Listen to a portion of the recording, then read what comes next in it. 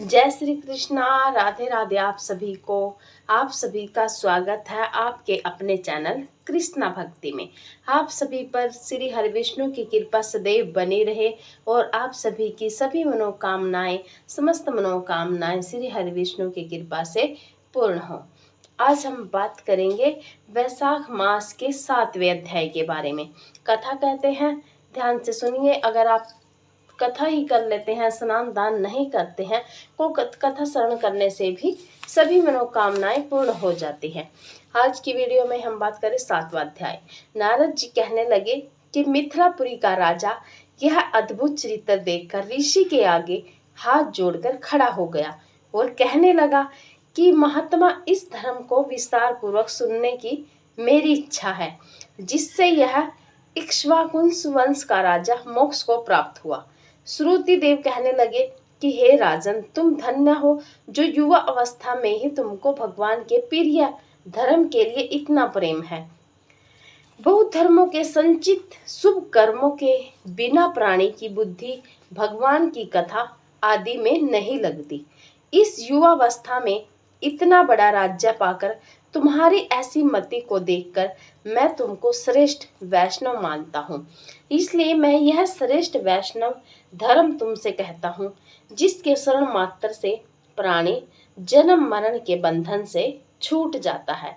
जैसे प्रत्येक मनुष्य के लिए शौच, स्नान, संध्या, दर्पण आदि नित्य नियम कर्म है, वैसे ही वैशाख मास के भी कुछ कर्म हैं।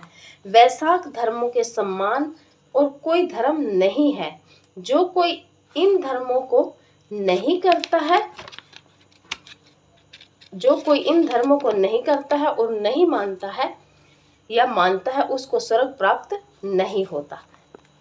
जैसे बिना राजा की प्रजा उपद्रवों से नष्ट हो जाते हैं, वैशाख मास के धर्म जैसे जल का घड़ा देना, प्याऊ लगाना, मार्ग में छाया करना, जूता, खड़ाऊ, छतरी तथा पंखा का दान करना, शर्म को दूर करने वाले गोरस का दान, बावली, कुआ, तालाब तथा धर्मशाला आदि बनवाना, नारियल, ईख, कपूर और कस्तूरी आदि दान करना, चंदन आदि सुगंधित द्रव्य, सैया, खाट, आम और दूसरे फल पुष्प, सायंकाल समय शरबत, पूर्णिमा के दिन सब तरह का अन्न दान करना, चैत्र की अमावस्या को करील का दान करना, सूर्योदय से पहले प्रतिदिन स्नान करना, भगवान का पूजन करना, कथा सुनना, गौओं को घास डालना, ब्राह्मणों के चरण धोना, गुड़, सौंठ, आंवले का दान, यात्रियों की सेवा। जो स्त्री वैशाख मास में भगवान का पूजन फूलों से नहीं करती, उसे पुत्र का सुख नहीं होता, उसका पति और आयु भी नष्ट हो जाते हैं। इस मास में भगवान विष्णु लक्ष्मी और अपने पार्षदों के साथ इस पृथ्वी पर लोगों के घर में जाकर उनकी परीक्षा करते हैं। जो भी इन दिनों उनका पूजन नहीं करता है, वह रोरवादी नरक में पड़ता है और फिर 5 बार राक्षस योनि पाता है। इसलिए इस मास में अन्न व जल से भूखे प्यासे प्राणियों की रक्षा करें। आज की कथा यहीं पर समाप्त होती है। जय श्री विष्णु, राधे राधे।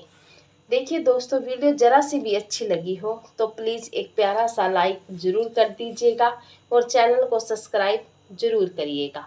नेक्स्ट वीडियो में मिलते हैं। जय श्री कृष्णा, राधे राधे।